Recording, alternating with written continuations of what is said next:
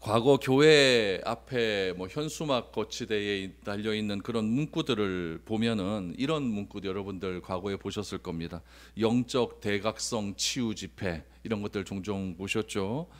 우리 안에 있는 잘못된 죄악을 하나님의 말씀으로 회개하고 다시 회복하자라고 하는 그런 목적에서 이런 집회를 열렸을 겁니다. 반대로 이런 문구도 보셨을 겁니다. 저도 고려자동차학원 그 사거리에 현수막 거치대에 보면 종종 그런 문구를 보았는데, 병에 걸린 사람의 치유를 위해서 기도합니다 라고 하는 그런 모임의 광고를 하는 그런 현수막 문구를 보았을 겁니다.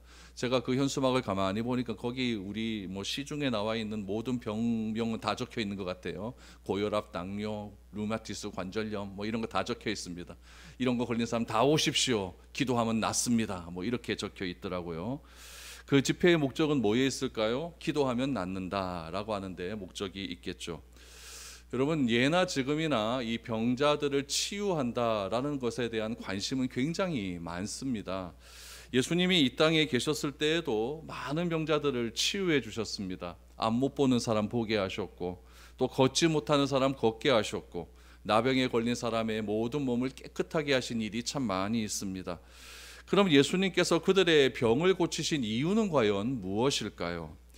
여러분, 예수님이 병자를 고치신 그 치유와 관련된 성경 구절 여러분 한번 찾아보십시오. 다 찾아보시면은 특징적인 것들이 나옵니다. 무엇이냐면은 예수님은 한 번도 병을 고치려고 하는 목적으로 사람을 모으신 적이 없다라는 겁니다.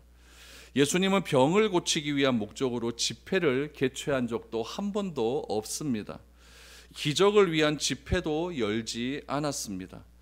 그런 것들은 무엇을 가르쳐 주냐면은 예수님께서 이 땅에 오신 목적은 기적 때문에, 기적을 행하기 위해서 이 땅에 오신 것이 아니다라는 것을 우리에게 말씀해 주고 있는 겁니다. 예수님께서 이 땅에 오신 목적은 하나님이 어떤 분이시고, 하나님께서 왜 자기 자신을 이 땅에 보내어 주셨고, 그를 위해서 무엇을 내가 해야겠는가를 가지고 예수님께서 말씀하신 것이지, 기적 때문에, 병고침 때문에 사람을 모은 적은 한 번도 없다라는 사실이죠. 마태복음 4장 23절에서 24절 말씀에 보면 예수님께서 이 땅에 오셔서 하신 일들을 이렇게 정리하고 있습니다. 예수께서 온 갈릴리에 두루 다니사 그들의 회당에서 가르치시며 천국 복음을 전파하시며 백성 중에 모든 병과 모든 약한 것을 고치시니 그의 소문이 온 수리아에 퍼진지라. 사람들이 모든 앓는 자 곧 각종 병에 걸려서 고통당하는 자, 귀신 들린 자, 간질하는 자, 중풍병자들을 데려오니 그들을 고치시더라 라고 말합니다.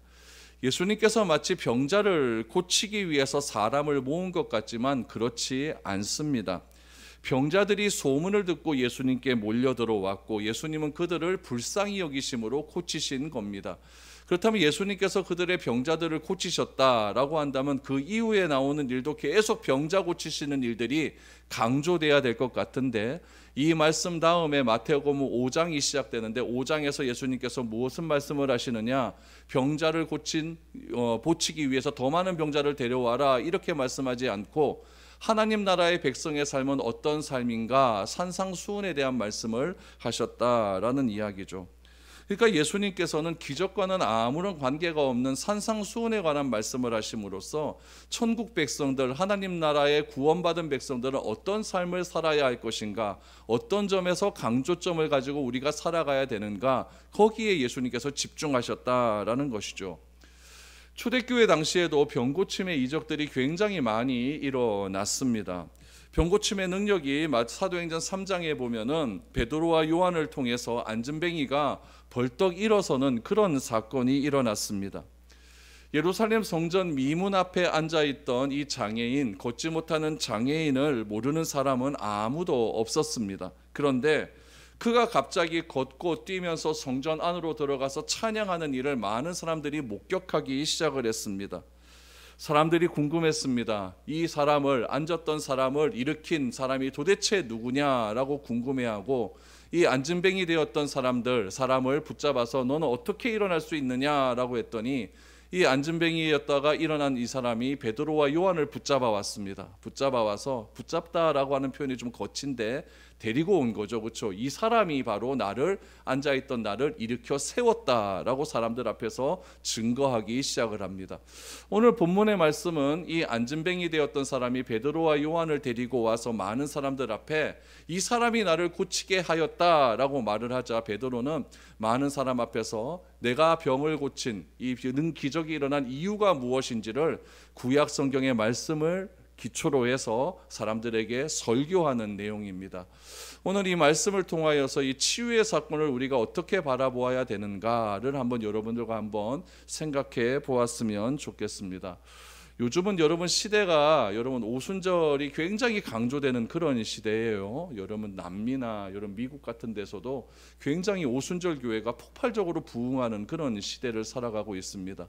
그런 시대 속에서 오순절이 강조하는 건 무엇이냐면 이런 치유와 기적, 어떤 드러나는 현상들, 이런 것들을 굉장히 강조하고 있는데 우리가 그런 것들을 보다는 우리가 무엇에 기초해서 예수님을 믿고 우리가 신앙생활을 해야 하는가, 거기에 대한 분명한 인식이 있지 않으면 자꾸 우리가 잘못된 것을 따라가게 되고 현혹되어서 우리의 신앙이 흔들릴 수밖에 없는 그런 일들이 일어나게 된다라는 이야기죠.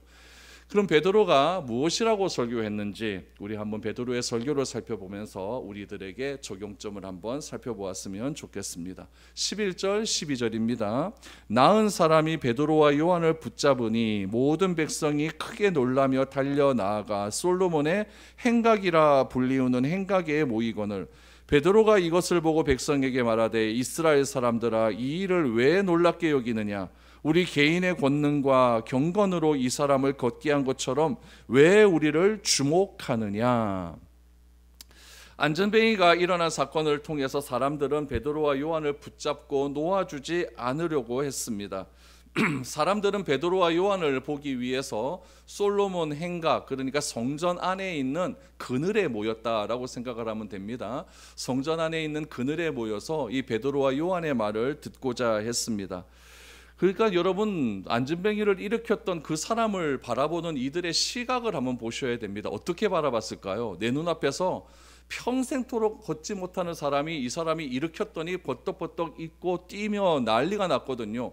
그러면 이 베드로를 어떻게 보겠습니까? 완전히 동경의 대상으로 볼 것 아니겠습니까? 저 베드로가 과거에 어부였다는 사실 다 알거든요. 많은 사람들이 압니다. 그 어부가 뭐 알겠어? 이렇게 했던 사람이 갑자기 여러분 기적을 행하고 능력을 행하면 그 사람 보는 시각이 달라집니다. 와, 저 사람 뭐 능력을 받았나 보다. 어떻게 저런 일들이 일어나는가? 시선이 달라지는 거죠. 그 시선을 누가 느꼈느냐? 베드로가 딱 느끼게 되는 거죠. 과거에는 나를 볼 때 뭐 아래로 이렇게 깔면서 이렇게 보는 사람이 갑자기 우러러보기 시작하니까 베드로가 그것을 굉장히 조금 안타깝게 여기기를 시작합니다. 그러면 뭐라고 얘기합니까? 왜 그런 눈으로 우리를 바라보느냐? 왜 그런 눈으로 우리를 바라보느냐? 그러면서 말하는 것이 무엇이냐면은 안전뱅이가 일어난 것은 나의 경건함과 능력 때문에 일어난 것이 아니다라고 분명하게 이야기를 합니다. 여러분, 이것은 우리 과거에 예수님께서 기적을 행하실 때 사람들이 막 몰려오지 않습니까? 몰려왔을 때 예수님께서는 어떻게 하셨어요? 그 사람들 다 흩지 않습니까? 다 흩으시면서 나는 이렇게 사람 모이는 거 별로 안 좋아해, 다 흩어져 라고 하면서 자신은 산으로 올라가는 그런 일들이 있지 않습니까? 이런 맥락과 똑같은 맥락에서 베드로는 이야기하는 거죠. 왜 나에게 주목을 하느냐? 내가 이런 능력을 행한 것은 나의 경건과 능력이 아니다라는 이야기죠. 여러분, 베드로가 말하는 이 능력과 경건, 이 두 가지에서 여러분 오늘날 이 본문의 말씀이 많은 오해를 일으키고 있습니다. 첫 번째 오해는 무엇이냐? 베드로가 어떻게 이런 치유의 능력을 행했는가를 설명할 때에 베드로가 경건해서다. 그럼 어떻게 해서 경건해졌느냐? 평소에 베드로가 기도를 많이 하기 때문에 베드로는 경건해서 이런 능력을 행했다라고 하는 오해가 있습니다. 이런 베드로가 사도행전 3장 1절 말씀에 보면 제9시 기도 시간에라고 이야기를 했어요.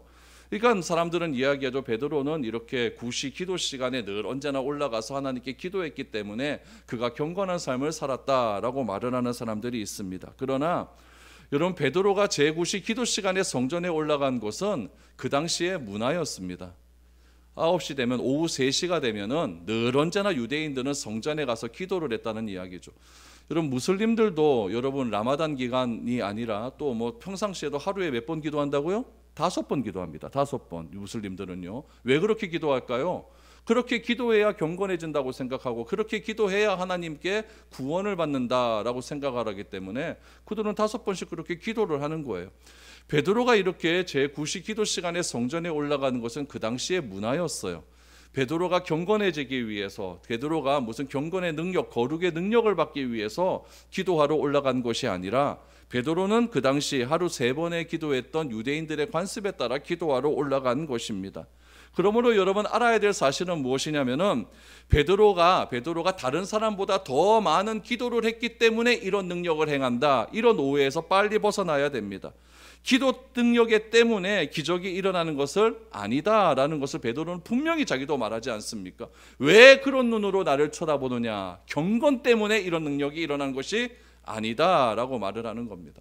그러므로 우리도 여러분 이러한 오해를 할 수가 있는 거예요. 내가 기도 많이 한다고 해서 내가 경건해지고 내가 기도 많이 한다고 해서 내가 거룩해진다. 그건 아니라는 이야기죠.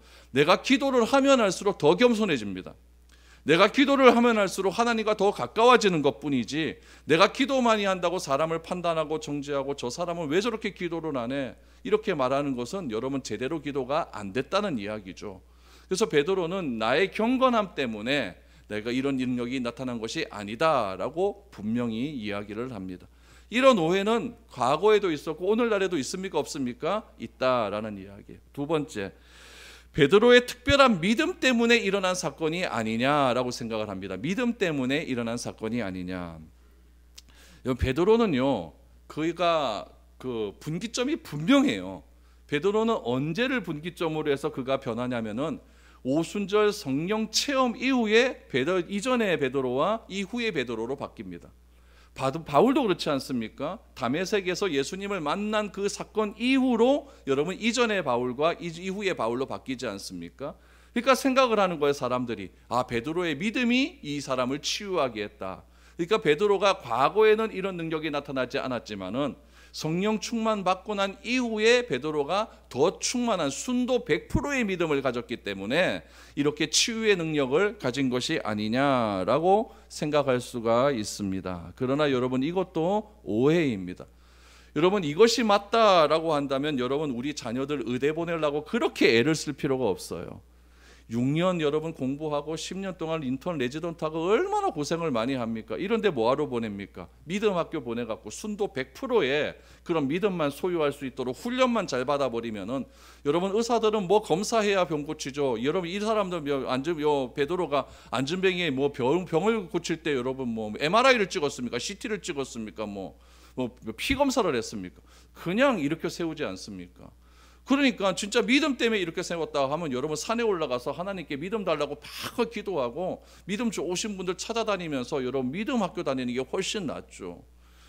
그러나 여러분 그것 때문에 고침을 받는 것도 아니었다라는 이야기죠. 베드로가 말합니다. 왜 너희가 나를 이런 눈으로 바라보느냐?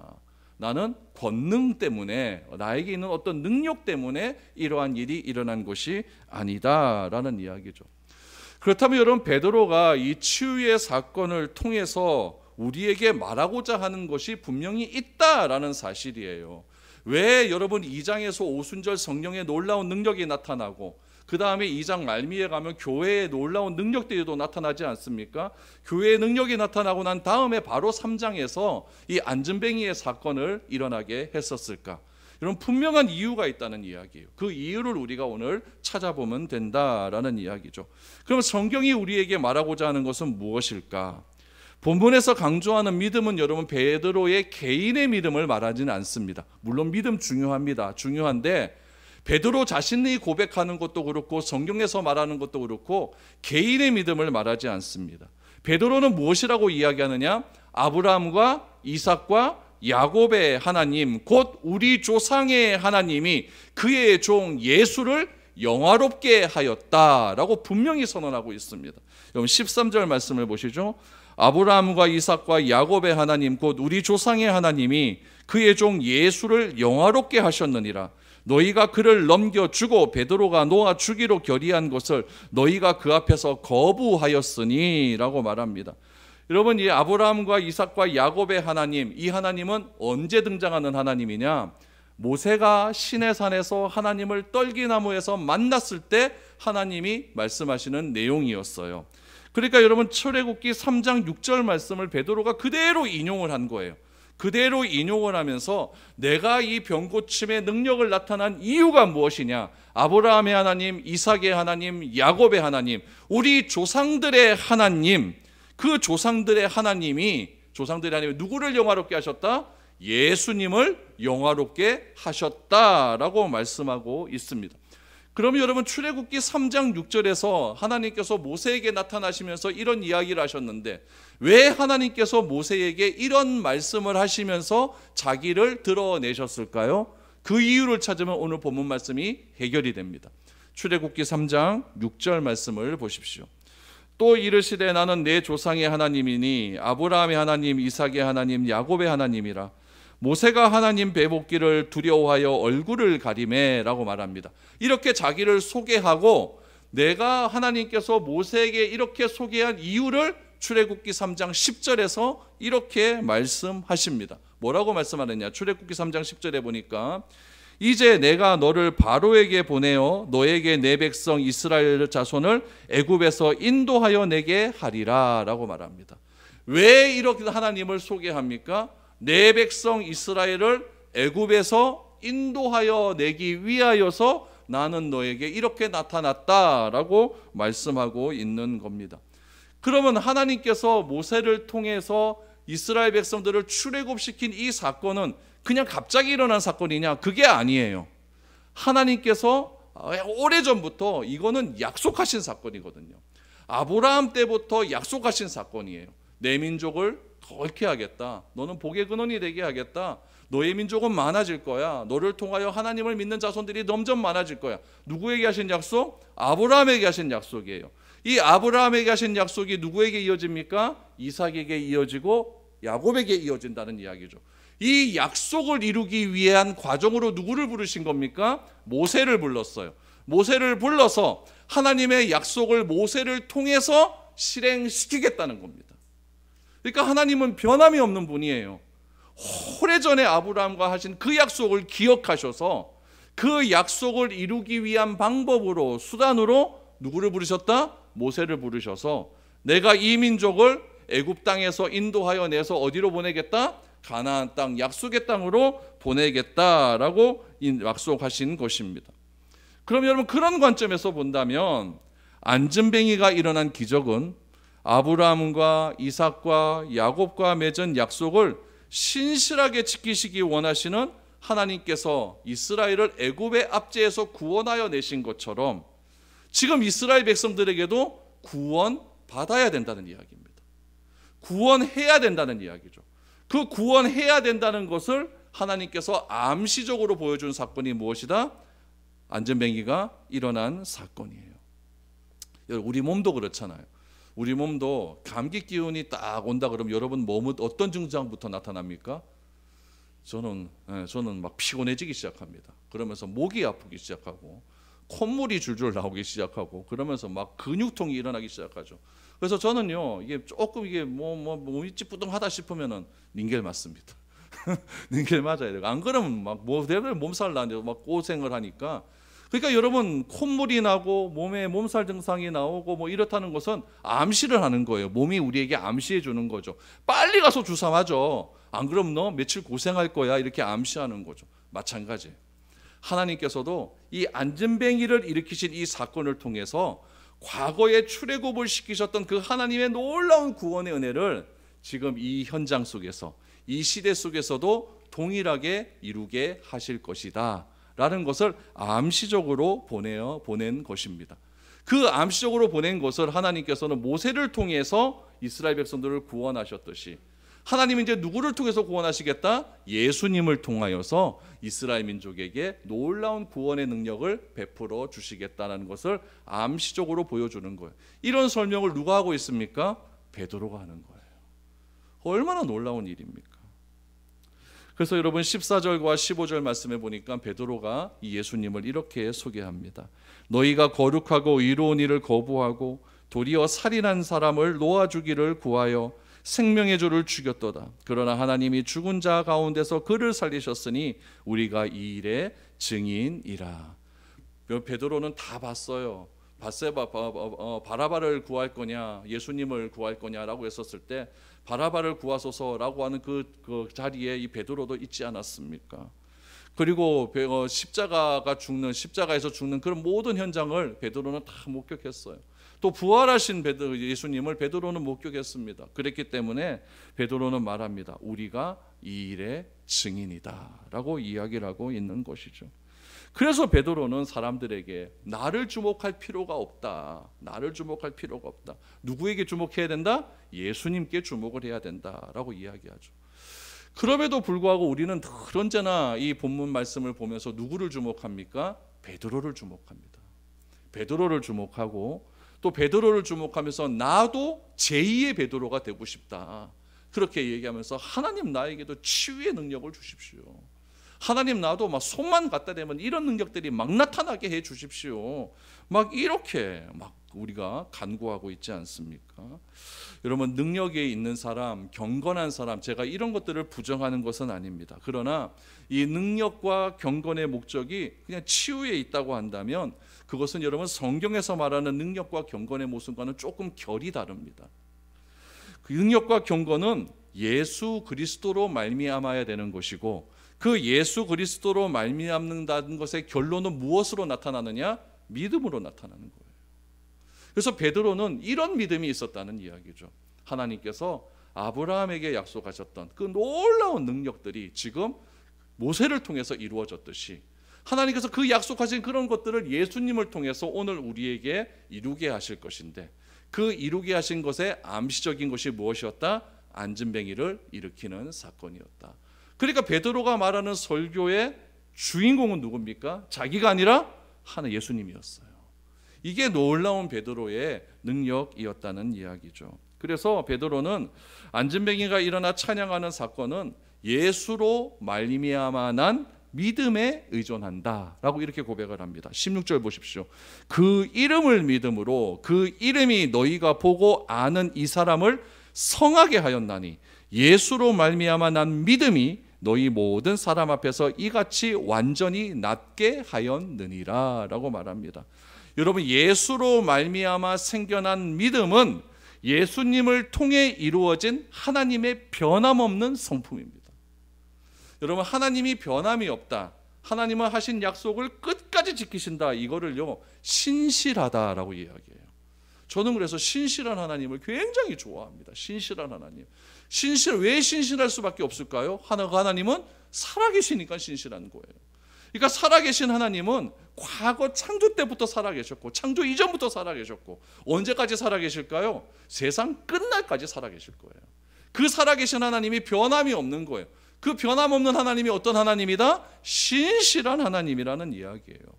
그래서 아브라함과 이삭과 야곱과 맺은 인류 구원의 약속을 신실하게 지키시는 그 하나님을 어떻게 표현하고 있느냐? 예수로 말미암아 난 믿음이 너희 모든 사람 앞에서 이같이 완전히 낫게 하였느니라. 그러므로 여러분, 우리도 예수로 말미암아 난 믿음만 있다면은 내가 가지고 있는 모든 죄악의 사슬에서 해방될 수 있는 겁니다. 여러분, 이 놀라운 해방의 사건, 어쩌면 제2의 출애굽의 사건 아닙니까? 이 놀라운 해방의 사건을 나에게 주신 이유는 무엇입니까? 내가 암시자가 되는 겁니다. 어떤 암시자? 나를 통하여서도, 나가 변화된 이 사건을 통하여서도 수많은 사람들에게 구원의 복음의 기쁜 소식들이 증거될 수 있을 것이다 라고 하는 암시가 누구를 통해서 드러난다고요? 나를 통해 드러나는 거예요. 내가 이렇게 변화되었으니까요. 내가 변화된 것은 누구 때문이다? 나의 능력과 경건 때문이 아니라 예수 그리스도로 말미암는 믿음 때문이다. 이런 고백이 우리 가운데 나타나야 되는 것이죠. 그래서 이러한 이야기를 베드로가 쭉 합니다. 쭉 하면서 여러분, 사도행전에 나타난 베드로의 설교도 그렇고 스데반의 설교도 그렇고 바울의 설교도 보면은 다 무엇과 연관이 있냐면은 구약의 사건과 다 연관이 있어요. 구약에서 말씀하신 그 모든 것들이 신약에 와서 이렇게 이루어져 간다라는 것을 강조하는 거죠. 베드로도 마찬가지입니다. 베드로도 이 안진뱅이가 일어난 이 사건을 구약의 사건과 또다시 연관을 시킵니다. 여러분 17절 18절 말씀을 보시죠. 형제들아 너희가 알지 못하여서 그리하였으며 너희 관리들도 그리한 줄 아노라. 그러나 하나님이 모든 선지자의 입을 통하여 자기의 그리스도께서 고난받으신 일을 미리 알게 하신 것을 이와 같이 이루셨느니라 라고 말합니다. 베드로는 이야기하죠. 안진뱅이를 일으킨 사건 때문에 지금 너희들이 나를 주목하는 거 내가 다 이해한다는 거예요. 17절 보니까 너희가 알지 못하여서 그리하였으며, 내가 이해한다는 거죠. 누구도 모르느냐? 너희 관리들도 그랬다. 너희 지도자들도, 너희를 가르치는 선생들도 이러한 사실을 몰랐기 때문에 지금 난리가 난 거다. 이렇게 이야기를 하고 있는 것이죠. 그러나 이 오늘 일어난 이 일은 누구를 통해서 이루어진 일이다? 구약의 선지자를 통하여서 이미 이루어진 사건을 예고해 놓았다라고 이야기를 합니다. 여러분 구약 성경에 정통한 바울은 구약 성경 완전히 정통하지 않았습니까? 바울도 여러분 이러한 똑같은 이야기를 그의 로마서에서 이야기하고 있습니다. 로마서 1장 2절에서 4절 말씀을 보시죠. 이 복음은 하나님이 선지자들을 통하여 그의 아들에 관하여 성경에 미리 약속하신 것이라. 그의 아들에 관하여 말하면 육신으로는 다윗의 혈통에서 나셨고 성결의 영으로는 죽은 자들 가운데서 부활하사 능력으로 하나님의 아들로 선포되셨으니 곧 우리 주 예수 그리스도 신이라. 베드로의 말과 똑같지 않습니까? 그럼 바울이 말한 복음의 핵심은 무엇입니까? 구약 선지자를 통하여서 하나님의 말씀이 전파되었다는 거예요. 그럼 구약 선지자를 통하여 말씀하신 그 하나님의 말씀은 무엇이었느냐? 구체적으로 살펴보면 다윗의 혈통에서 나셨고 십자가에서 죽으셨고 3일 만에 살아나셨다. 이게 다라는 이야기예요. 이거를 구약 성경에서 하나님께서 그렇게 말씀하셨다라는 이야기죠. 이 이야기를 베드로도 지금 유대인들 앞에서 이야기하는 거예요. 왜 이런 이야기를 할까요? 유대인들은 구약 성경을 너무나 잘 알고 있기 때문에 그런 거예요. 그래서 다른 것 갖고 이야기하는 것이 아니라 그들이 그렇게 잘 알고 있는 구약 성경을 가지고 그렇게 지금 오늘의 이 안진뱅이가 일어난 사건을 해석하고 있는 겁니다. 왜 안진뱅이가 일어났냐? 내가 기도 많이 해서 그런 거야. 내가 막 40일 금식했더니 뭐 뜨뜻한 것이 머리에 탁 들어와가지고 뭔가 뜨거움이 일어나서 딱 됐더니 다 났어. 이렇게 말하면서 사기치는 게 아니라 이 모든 일은 구약 성경에서 일어난 예언된 사건이다. 베드로는 그렇게 이야기합니다. 여러분 제 경험이 더 권위가 있습니까? 하나님의 말씀이 더 권위가 있습니까? 말씀이 더 권위가 있는 거죠. 그럼 우리가 선지자 입을 통해서 오늘까지 전해진 이 복음을 받기 위해서는 어떻게 해야 될까요? 그럼 우리의 삶의 자세가 중요한 건 아니겠습니까? 과거에도 여러분 이 구약 성경의 말씀을 통하여서 이런 일들이 일어났다. 그럼 너희들도 이 구약 성경의 말씀을 받아들여라, 받아들이지 말아라? 받아들여라. 그 구약 성경의 말씀의 핵심은 누구다? 예수님이다. 그럼 그걸 받아들이기 위해서는 우리가 뭘 해야 되는가? 그 이야기를 합니다. 19절에서 21절입니다. 그러므로 너희가 회개하고 돌이켜 너희 죄 없이 함을 받으라. 이같이 하면 새롭게 되는 날이 주 앞으로부터 이를 것이요 또 주께서 너희를 위하여 예정하신 그리스도 곧 예수를 보내시리니 하나님이 영원전부터 거룩한 선지자들의 입을 통하여 말씀하신 바 만물을 회복하실 때까지 하늘이 마땅히 그를 받아두리라 라고 말합니다. 뭐 해야 된다? 회개해야 된다. 여러분 교회 다니면서 제일 불쌍한 사람이 무엇이냐면 뭐 은사함 받은 사람 뭐 그거 아니에요. 제일 불쌍한 사람이 무엇이냐면 회개 안 하고 교회 다니는 사람입니다. 나는 죄가 없다 이렇게 생각하고 교회 다니는 사람은 애번 많습니다. 애번 많아요. 뭐 내가 뭐 무슨 죄를 졌느냐? 난 그게 크게 그 진죄 없어. 뭐 내가 사람을 죽이기를 했냐? 내가 사기를 쳤냐? 도둑질을 했냐? 나는 평생 살아오면서 그런 거 한 번도 한 적 없어. 그냥 예수 믿으면 내 좋고 뭐 구원의 은혜가 있으니까 뭐 그런 거지. 뭐 이렇게 다니는 사람이 있다는 이야기예요. 여러분 그러나 회개는 꼭 필요한 겁니다. 왜 그러냐면은 회개란 무엇이냐면은 돌이키는 겁니다. 돌이키는 거예요. 돌이키는 삶이라는 것은 우리의 생각을 바꾸는 거예요. 내 생각 속에 있는 가치를 바꾸는 거예요. 무엇이 더 귀하고 안 귀한가의 그 순서가 바뀌는 게 회개예요. 여러분 회개하기 전에는 뭐가 제일 귀합니까? 돈이죠. 돈이 제일 귀하죠. 돈 몇만 원 때문에 사람 죽이는 세상인데 돈이 안 귀합니까? 돈이 제일 귀하죠. 그런데 회개하고 주님을 바로 알고 나니까 돈보다 더 귀한 가치가 예수 그리스도라는 것으로 변하게 되는 거예요. 이 돈이 얼마나 큰 가치를 가지고 있냐면 예수님도요, 하나님과 돈을 같이 섬길 수 없다라고 말할 정도로 돈은 곧 하나님이에요. 그래서 예수님께서는 둘 중에 하나를 선택하라라는 거죠. 이게 뭐냐면은 회개예요. 돌이키는 겁니다. 돌이키는 거예요. 그래야 여러분 우리 마음에 변화가 일어날 수 있는 것이죠. 베드로의 삶 속에 나타난 회개의 증거는요, 그의 삶이었어요. 베드로는요, 일단 앞에 나대는 걸 좋아했어요. 무조건 나서야 됩니다. 그리고 무슨 일을 했다 그러면 무조건 베드로가 인정을 받아야 됩니다. 이런 베드로가, 여러분 오늘 본문의 말씀 보니까 베드로가 주목받는 것을 거부해 버립니다. 왜 그런 눈으로 내 눈을 바라봐? 내 눈을 바라봐, 이거 이상해. 왜 그런 눈으로 내 눈을 바라봐? 나는 그런 사람이 아니야. 나는 그런 사람이 아니야. 나에게 그런 눈으로 나를 바라보지 말았으면 좋겠어. 나는 경건, 내 능력, 그것 때문에 일어나는 것이 아니라 이렇게 일어나는 것은 예수 그리스도로 말미암은 믿음 때문이다라고 말을 하고 있는 것이죠. 그러면서 여러분 베드로가 계속해서 구약 성경의 말씀을 이야기를 합니다. 여러분 22절 이하를 보시죠. 모세가 말하되 주 하나님이 너희를 위하여 너희 형제 가운데서 나 같은 선지자 하나를 세울 것이니 너희가 무엇이든지 그의 모든 말을 들을 것이라. 누구든지 그 선지자의 말을 듣지 않는 자는 백성 중에서 멸망을 받으리라 하였고, 또한 사무엘 때부터 이어 말한 모든 선지자도 이때를 가리켜 말하였느니라 라고 말합니다. 지금 모세가 이야기한 나 같은 선지자 하나, 모세를 나 같은 선지자라고 이야기하죠. 그때부터 지금 어디까지 역사를 이야기합니까? 사무엘 때까지의 역사를 이야기하는 거예요.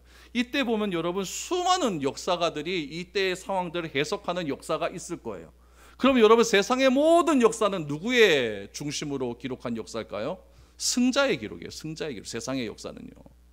패배한 사람의 기록이 남아 있습니까? 없죠. 그런 것들은 여러분 저기 뒤퉁에 구석진데 이렇게 보면 재미있는 역사들이고, 우리에게 드러난 역사는 다 누구의 역사냐? 승자의 역사예요. 징기스칸의 역사고 알렉산더 대왕의 역사고, 다 위대한 업적을 남긴 사람의 역사죠. 그러나 성경은 무엇을 가리켜 역사를 이야기합니까? 하나님이 어떻게 인간을 구원하실 것인가, 여기에 달려 있는 거예요. 그래서 페르시아의 고레스 왕이 예수님을 모르고 하나님을 모르는 사람이었는데, 이 한 사람의 칙령에 의해서 누가 구원을 받습니까? 이스라엘이 다시 예루살렘으로 회복되는 일이 일어나지 않습니까?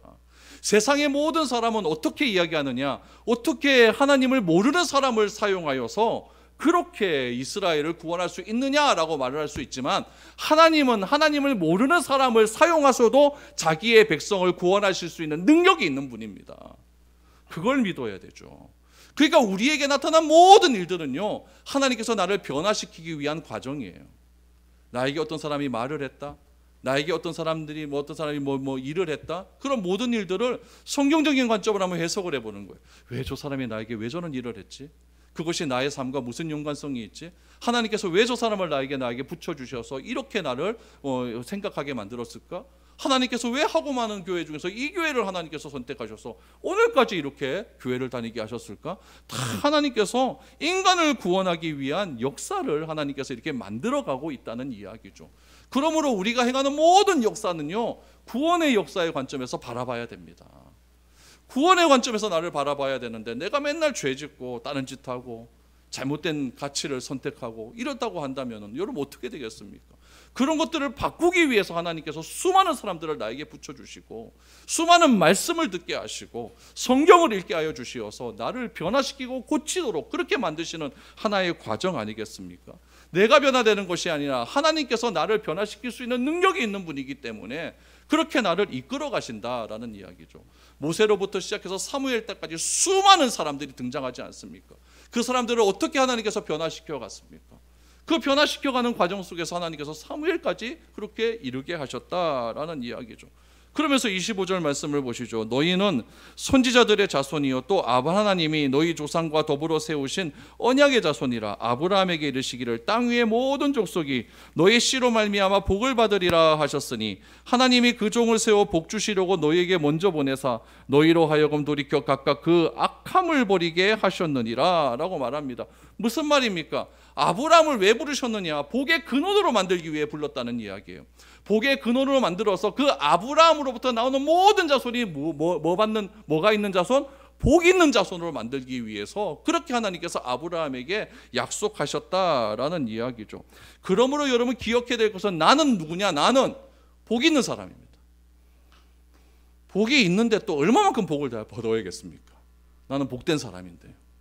이 복 있는 사람이기 때문에 내가 서 있는 그곳이 뭐가 돼야 됩니까? 복된 곳이 돼야 되는 거예요. 베드로의 설교의 핵심은 여러분, 아브라함의 복이 예수님께로 이어졌고 그 복이 베드로에게 이어져서 하나님께서 이 안진뱅이를 고치게 하셨고 이 고치신 이 사건을 통하여서 믿는 모든 사람들이 복된 사람이라는 것을 알게 하기 위한 하나님의 계획이다. 이렇게 말씀하고 있는 것이죠. 우리는 여러분 신비주의를 추종하는 사람이 아니에요. 자꾸 기적 찾아다니고 이걸 추종하는 사람이 아니에요. 내가 복된 사람이기 때문에 나는 무엇을 추종해야 되느냐, 무엇을 추구해야 되느냐. 나는 복된 사람이니까 내가 만나는 사람들마다 복된 사람이 되도록 내 복을 증거해야 되는, 전달해야 되는 그런 사명을 갖고 살아가시면 된다라는 이야기죠. 내 안에 복이 있는데요. 베드로의 설교는요, 우리가 어떻게 하면 기도를 많이 하고 출중한 믿음을 통해 놀라운 기적을 반복적으로 생산할 것인가에 초점이 맞추어진 것이 아닙니다. 베드로가 안진뱅이를 치유한 사건을 통해서 사람들에게 말한 것의 핵심은 무엇이냐면은 예수 그리스도의 십자가와 부활을 통해서 하나님께서 아브라함과 이삭과 야곱에게 약속하신 그 놀라운 약속이 이루어졌다라는 것을 우리에게 보여주고 있는 것이죠.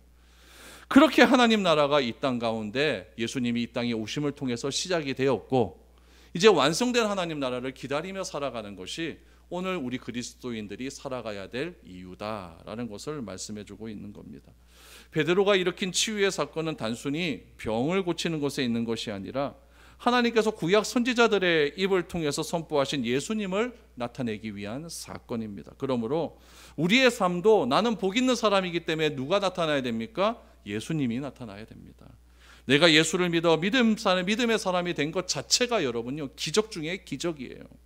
왜 나에게 이런 기적을 경험하게 하셨습니까? 누구를 드러내기 위해? 예수님을 드러내기 위해, 내가 복된 사람으로 만들기 위해서 하나님께서 이 놀라운 기적을 허락하셨다라는 사실을 기억하시고 앞으로 이 한 주간의 삶도 누구를 드러내자? 하나님을 드러내고 예수님을 드러내고 내가 받은 그 복을 많은 사람에게 전달할 수 있는 그런 저와 여러분들이 될 수 있었으면 좋겠습니다. 그래서 선지자들로부터 받은 이 놀라운 복음의 능력들을 많은 사람들에게 전하시고 그 전한 그 메시지를 통해서 많은 사람들이 복된 사람들의 자손 안으로 들어올 수 있도록 우리가 최선의 노력을 다하는 삶, 그것이야말로 진정으로 그리스도인의 삶이라는 사실을 꼭 기억할 수 있는 그런 시간이 되었으면 좋겠습니다. 오늘 찬양하고